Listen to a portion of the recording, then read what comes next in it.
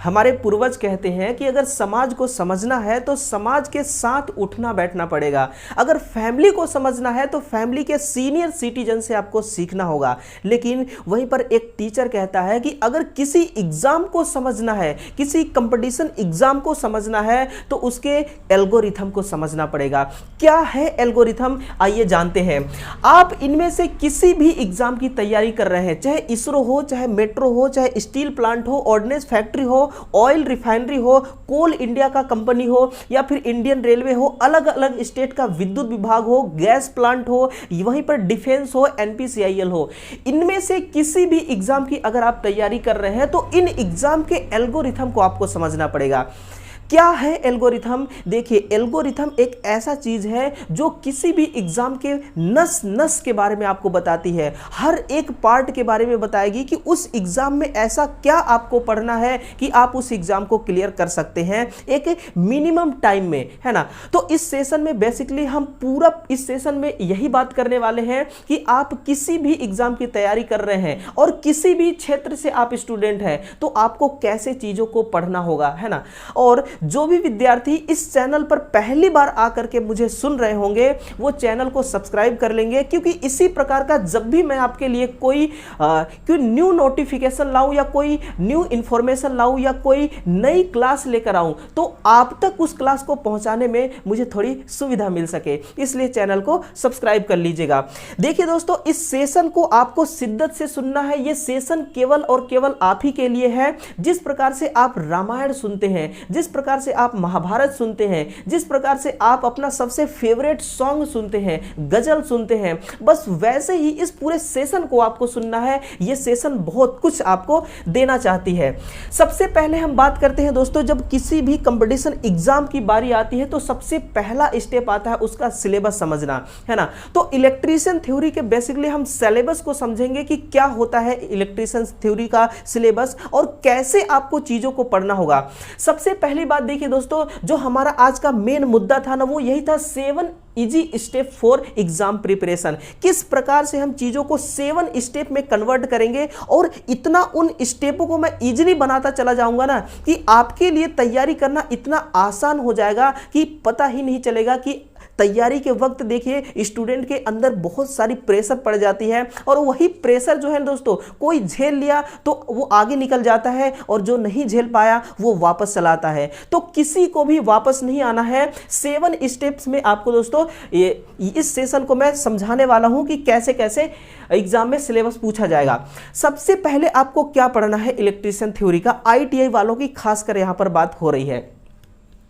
देखिएगा, सबसे पहला आपको सेफ्टी एंड हेल्थ को पढ़ना है, क्योंकि सेफ्टी एंड हेल्थ एक ऐसा दोस्तों यूनिट है, एक ऐसा सेक्शन है। आप चाहे इलेक्ट्रीशियन बने चाहे आप टेक्नीशियन बने, आपको दोस्तों जहां पर आप इलेक्ट्रीशियन टेक्नीशियन बनेंगे वो खुद आपको कहेंगे कि सबसे फर्स्ट प्रायोरिटी आपको खुद की सेफ्टी को देना है, खुद के हेल्थ को देना है। इसके बाद जो आपका ड्यूटी रहेगा उसको सेकेंड प्रायोरिटी देना है।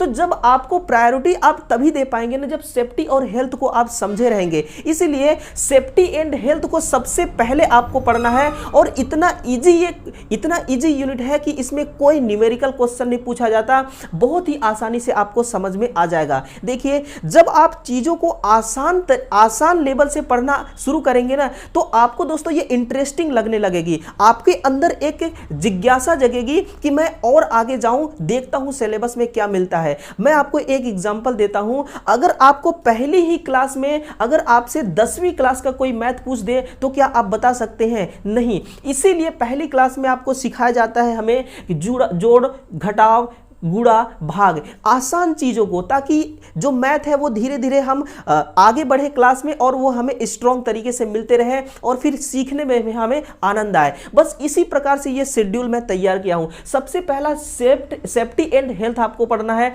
इसके बाद चार्ज एंड स्टैटिक इलेक्ट्रिसिटी, है ना। चार्ज किसको कहते हैं, कहां से आया चार्ज, इलेक्ट्रिसिटी का खोज कैसे हुआ, इन्वेंशन कैसे हुआ, किसने किसने किया, कितने प्रकार के इलेक्ट्रिसिटी होते हैं, इसमें भी कोई न्यूमेरिकल क्वेश्चन नहीं पूछा जाता है। तो आपको सब सेकेंड यूनिट ये पढ़ना है। फिर बेसिक इलेक्ट्रिसिटी को पढ़ना है ना, कि बेसिक इलेक्ट्रिसिटी में क्या क्या आपको पढ़ना है। वो जब आप देखिए सिलेबस जब आप खोलेंगे ना तो ये अलग अलग यूनिट है, इस यूनिट में अलग अलग आपको इंफॉर्मेशन दिया जाएगा।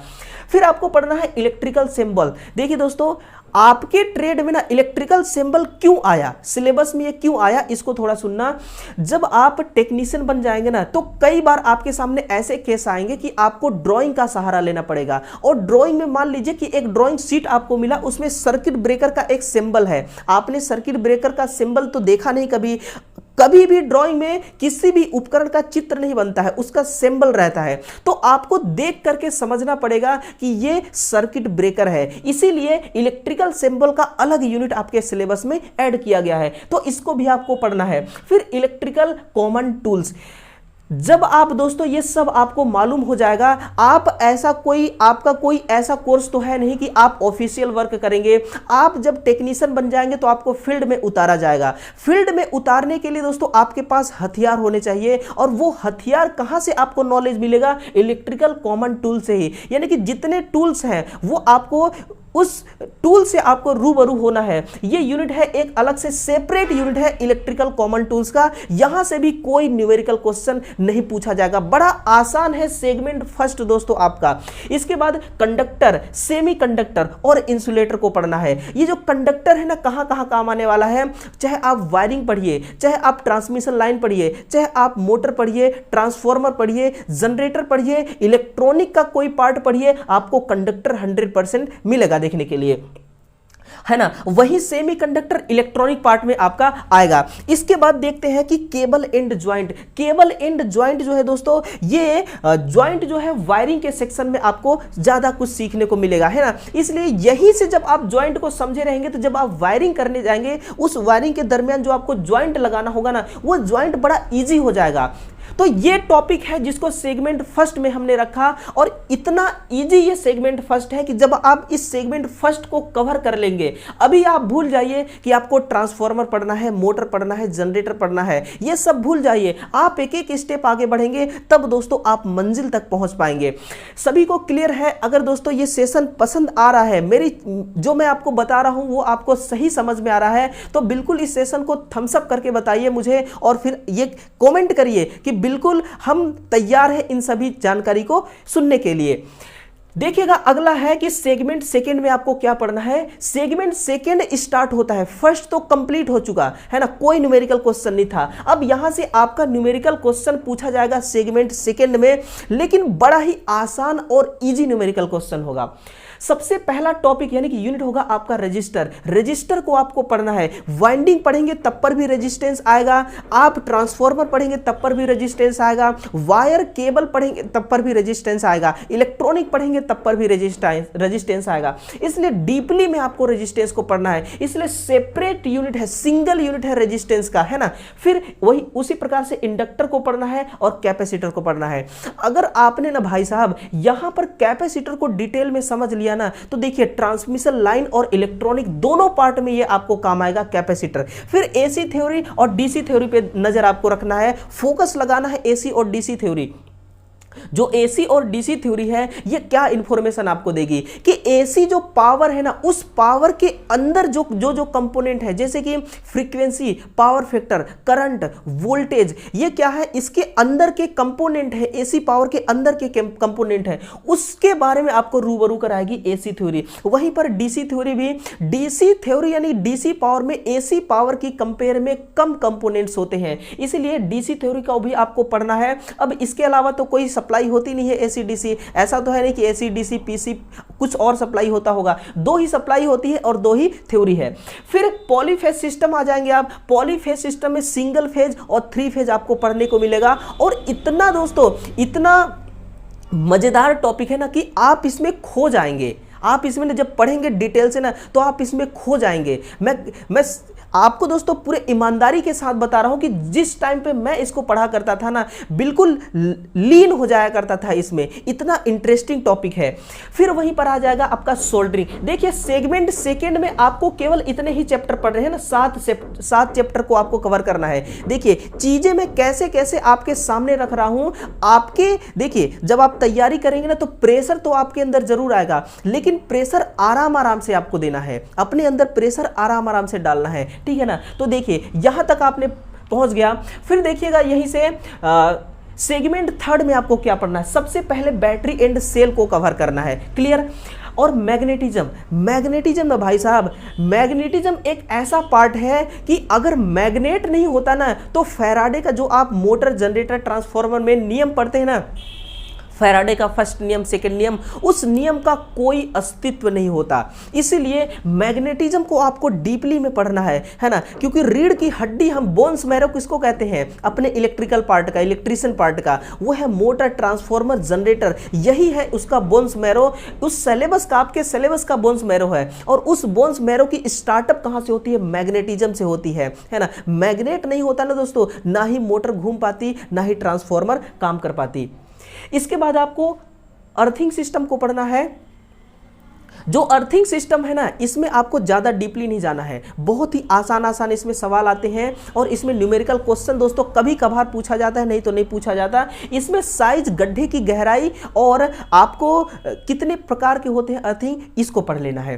फिर underground cable, electrical accessories, electrical wiring system. Electrical wiring system और एसेसरीज दोनों एक ही पार्ट है, ये दोनों कॉम्बो है दोस्तों, है ना। अगर आपने इसको पढ़ा ना तो साथ ही साथ ये भी आपका कवर हो जाएगा। फिर मेजरमेंट को आपको ध्यान देना है। जब आपका सेगमेंट थर्ड कंप्लीट हो जाए पूरी तरह से, और आप इसका दोस्तों रिवीजन भी कर ले, है ना, उसके बाद आपको बढ़ना है सेगमेंट फोर्थ में। अब सेगमेंट फोर्थ दोस्तों ना, आप बीच मझधार में पहुंच चुके हैं। अब आपके अंदर ना प्रेशर जो है ना तैयारी का, वो बढ़ने वाला है। यहां से normal question, numerical question, one liner question, two liner question, है ना, मल्टीपल क्वेश्चन, सारे टाइप के क्वेश्चन इसमें से पूछे जाएंगे। और ट्रांसफॉर्मर जो है ना, आपको ट्रांसफॉर्मर को इतने हल्के में भी नहीं लेना है, और पूरा प्रेशर भी नहीं दिमाग में डालना है कि ट्रांसफॉर्मर ही सबसे बड़ा है। तो ट्रांसफॉर्मर को इस नजरिए से देखना है, इस तरीके से पढ़ना है ना कि आपका यह टॉपिक बड़ा इंटरेस्टिंग हो जाए, इस तरह से आपको पढ़ना है। इसके बाद डीसी मशीन को पढ़ेंगे, DC generator, AC motor, three phase AC motor, alternator machine और सिंक्रोनस मशीन, ये सब एक दूसरे से रिलेवेंट है। डीसी मशीन को आपने पढ़ा तो डीसी जनरेटर दोस्तों आपका 50% कवर हो जाएगी, है ना, और एसी मोटर को पढ़ा तो अल्टरनेटर, सिंक्रोनस मशीन आपका 50% से अधिक कवर हो जाएगी, ठीक है। तो ये सब रिलेवेंट टॉपिक है, रिलेवेंट यूनिट है, आपको अलग से बहुत ज्यादा कुछ पढ़ने की जरूरत नहीं है। बेशक ये बोन्स मैरो माना जाता है दोस्तों, लेकिन अगर एक आपका क्लियर हो गया ना भाई साहब, डीसी मोटर या एसी मोटर, तो कई सारे आपके यूनिट कवर हो जाएंगे, ठीक। और जब आप इसको पढ़ लेंगे तो पढ़ने के बाद आपको वाइंडिंग पढ़ना है ना, क्या पढ़ना है आपको, वाइंडिंग पढ़ना है। अगर ये कंप्लीट आपका हो गया तो इसके बाद आपको दूसरे यूनिट पे अभी नहीं जाना है बिना वाइंडिंग को पढ़े, क्योंकि ताजी दोस्त ताजा आप इसको पढ़े रहेंगे। और वाइंडिंग को भी अगर तुरंत आप देख लिए ना, क्योंकि वाइंडिंग ट्रांसफॉर्मर में भी होगा, डीसी मशीन में भी, DC generator, AC motor, single three phase की, और अल्टरनेटर, सिंक्रोनस मोटर, इन सभी में वाइंडिंग ही होती है। और वाइंडिंग को जब आप समझ गए ना तो बहुत कुछ समझ जाएंगे, क्लियर है। और आपको ट्रांसफॉर्मर को जल्दबाजी में नहीं पढ़ना है, डीसी मोटर को जल्दबाजी में नहीं पढ़ना है। अगर आप इस सेगमेंट थर्ड का किसी भी एक यूनिट को, मैग्नेटिज्म को, अगर आपने 3 दिन में समाप्त किया इस यूनिट को, तो आप ये समझिए कि जब आप ट्रांसफॉर्मर को पढ़ेंगे ना तो 1 हफ्ता लीजिएगा। कितना, 1 हफ्ते से कम समय में मत पढ़िएगा। अगर आप कम समय में पढ़ रहे हैं ना, इसका मतलब आप चीजों को इग्नोर करते जा रहे हैं। आपको ऐसा लग रहा है कि नहीं ये तो नहीं पूछा जा सकता, लेकिन जो दोस्तों नहीं आपने कह दिया ना, वहीं से क्वेश्चन आता है। इसलिए किसी भी टॉपिक को नहीं करना है ना। फिर देखिए 4th सेगमेंट तक कंप्लीट आ चुके हैं हम। अब 5th सेगमेंट में आपको दोस्तों अब इलेक्ट्रिकल वाला जो सेक्शन था ना वो पीछे चला गया। आपकी जो तैयारी है दोस्तों 50% से एबोव हो चुकी है, यानी कि आप लक्ष्य की ओर दोस्तों एक एक स्टेप देखिए कैसे आप आगे बढ़ रहे हैं। कहते हैं ना 7 समंदर के बाद मंजिल आती है, तो दोस्तों 7 समंदर आने वाली है, 5वां समंदर तक आप पहुंच चुके हैं, ध्यान रखिएगा। और अभी तक आपने हार नहीं माना है। 5वां समंदर में कौन कौन सा दोस्तों लहर आने वाली है, basic electronics, digital electronics, power electronics और रेक्टिफायर सर्किट। देखिए जो 5th वाला सेगमेंट है दोस्तों ये पूरा रिलेवेंट है, पूरा का पूरा इस 6 वाले सेगमेंट से, क्योंकि जैसे ही आप इसको पढ़ेंगे ना, देखिए बेसिक इलेक्ट्रॉनिक्स, डिजिटल और पावर इलेक्ट्रॉनिक्स, तो इसी का पार्ट है दोस्तों transistor, amplifier, oscillator, filter circuit, solid state device और आईसी सर्किट और कन्वर्टर, इन्वर्टर, ये इसी का पार्ट है। अलग से आपको पढ़ने की जरूरत नहीं है ना। तो आप इसको ना डीपली में पढ़िएगा, क्योंकि डायोड वगैरह आज के टाइम पे जो हमारा टेक्नोलॉजी है दोस्तों इतना आगे बढ़ रही है ना। आपका सिलेबस बेशक पुराना है, लेकिन आज के टेक्नोलॉजी के जो जिस प्रकार से वो बढ़ रही है, अपना पांव पसार रही है, बस उसी प्रकार से क्वेश्चन भी दोस्तों नए नए क्वेश्चन अपना पांव पसार रहे हैं। इसलिए आपको बिल्कुल डिटेल में पढ़ना होगा इन चीजों को क्या होता है ना। हड़बड़ी में अगर पढ़ेंगे, सोचेंगे कि एक दिन में मैं 2 दिन में एम्पलीफायर को समाप्त कर दूं, तो ऐसा गलती मत करिएगा।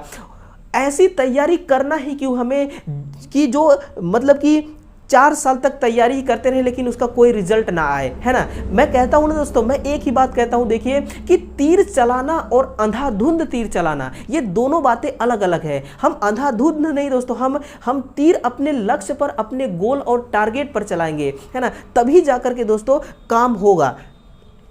तो ये आपका हो गया। इसके बाद देखिए 7वें सेगमेंट तक हम पहुंच चुके हैं। 7वें सेगमेंट में मैंने ऐसे ऐसे चैप्टर को ऐड किया है ना दोस्तों, जो बड़ा मजेदार चैप्टर है। सबसे पहला लैंप एंड इल्यूमिनेशन। आप चाहे ITI करते हो, चाहे आप कोई सा भी कोर्स करके इस सेशन को देख रहे हैं, आप लैंप और इल्यूमिनेशन से दोस्तों वंचित नहीं होंगे। आपको 10% तो आता ही आता होगा 100% में से, लैंप क्या है, इल्यूमिनेशन क्या है, क्योंकि आज के टाइम पे हर घर में यूज किया जा रहा है, हर घर में यूज जा रहा है, तो आपको यह पता ही होगा। थोड़ा सा डीपली आपको पढ़ना है, क्योंकि आप तैयारी कर रहे हैं कंपटीशन एग्जाम के लिए। पावर जनरेशन क्या है, कैसे इसको ट्रांसमिट करते हैं, डिस्ट्रीब्यूट करते हैं, इसमें कौन कौन सा रिले, कौन कौन सा पैरामीटर्स होता है, कौन से वायर के द्वारा हम पावर को ट्रांसमिट करते हैं और कितने केवी तक पावर को ट्रांसमिट किया जाता है, यही सब आपको पढ़ना है। सर्विस लाइन क्या होता है, डिस्ट्रीब्यूशन लाइन क्या है, प्राइमरी सेकेंडरी ट्रांसमिशन और डिस्ट्रीब्यूशन लाइन क्या है, फीडर्स क्या होते हैं, है ना, यही सब आपको पढ़ना है इस ट्रांसमिशन और डिस्ट्रीब्यूशन लाइन में।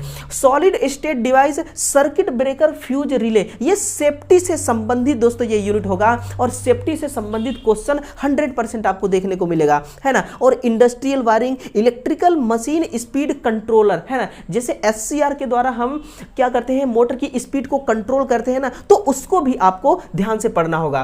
तो ये जो पोर्शन था ना दोस्तों 7 सेगमेंट, ये टेक्निकल का था। और जब भी आप किसी भी एग्जाम की तैयारी करते हैं तो उसमें 2 पार्ट होता है, एक टेक्निकल का सेक्शन, दूसरा नॉन टेक का सिग्नल, ठीक है, नॉन टेक का पार्ट, ठीक है ब्रो। तो देखिएगा जो नॉन टेक का है ना, उसमें क्या क्या पूछा जाएगा। ये सेगमेंट 8th है और 8वां सेगमेंट तक आप आ चुके हैं। आप भूलिएगा मत, आप मामूली इंसान नहीं दोस्तों, आप मामूली स्टूडेंट नहीं है। आप कहां तक पहुंच गए, 7वां समंदर पार कर चुके हैं। अब लास्ट समंदर आपको क्रॉस करना है। इसमें देखिए, आप किसी भी एग्जाम की तैयारी करें, किसी भी, चाहे इलेक्ट्रिकल बोर्ड हो, जनरेशन हो, चाहे डिफेंस का हो, चाहे इसरो का हो, किसी का भी हो, मैथ, रीजनिंग, साइंस और जीके, आप इससे आप पीछा नहीं छुड़ा सकते। आप इग्नोर नहीं कर सकते कि इसरो में मैथ नहीं पूछा जाता, आप इग्नोर नहीं कर सकते कि DMRC में दोस्तों रीजनिंग नहीं पूछी जाती। हाँ, अलग अलग सेक्शन का अलग अलग जगह पर अलग अलग महत्व दिया जाता है।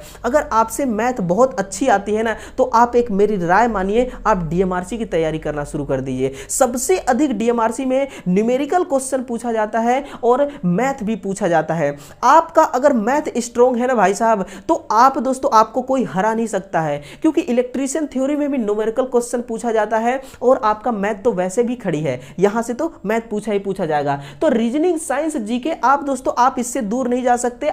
नॉन टेक सेगमेंट का दोस्तों ये बिल्कुल दिग्गज खिलाड़ी है, इनको आपको समझना ही होगा। इसके बाद हिंदी और इंग्लिश मैंने क्यों लिया, अगर आपका CET लागू होता है, दोबारा सुनिए, अगर आपका CET लागू होता है तो हिंदी भी आपके सिलेबस में ऐड हो जाएगा।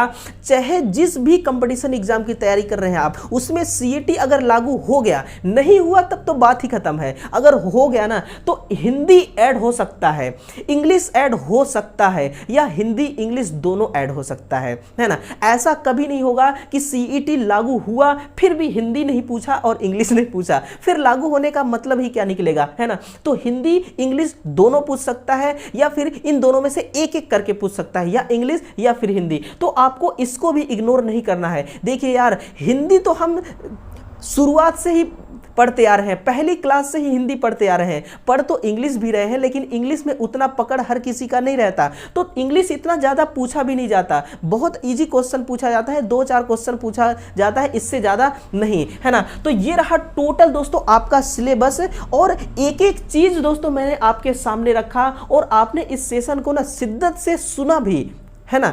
इसका मतलब ये साफ साफ जाहिर होता है कि आप अपने लक्ष्य को लेकर ना पूरी तरह से दोस्तों संकल्प ले चुके हैं। आप अपने लक्ष्य के प्रति दोस्तों एकाग्रता हो चुके हैं, अपने आप को समर्पित कर चुके हैं। और जो विद्यार्थी इस सेशन को यहां तक सुनते आ रहा है ना, इसका मतलब वो अपने लक्ष्य को पाकर ही रहेगा, ठीक है ना। तो देखिए दोस्तों, ये था टोटल शेड्यूल। एक एक चीजें मैं आपके सामने करके रखा, और जो 7 सेगमेंट है दोस्तों, 7 इजी स्टेप्स हैं, उस इजी स्टेप्स को इजी तरीके से मैंने आपके सामने रखा। तो जो भी विद्यार्थी मुझे यहां तक सुनते पहुंच चुके हैं ना, सुनते हुए, वो अब इसको एक बार शेयर वाला बटन भी दबाएंगे, और लाइक वाला जो बटन है ना, साथ ही साथ उसको भी दबाएंगे। तो चलिए दोस्तों, अगले सेशन में हम फिर से मुलाकात करते हैं नए क्वेश्चनों के साथ और नए नए सेगमेंट के साथ। तब तक के लिए आप सभी विद्यार्थियों का बहुत बहुत धन्यवाद। Thank you.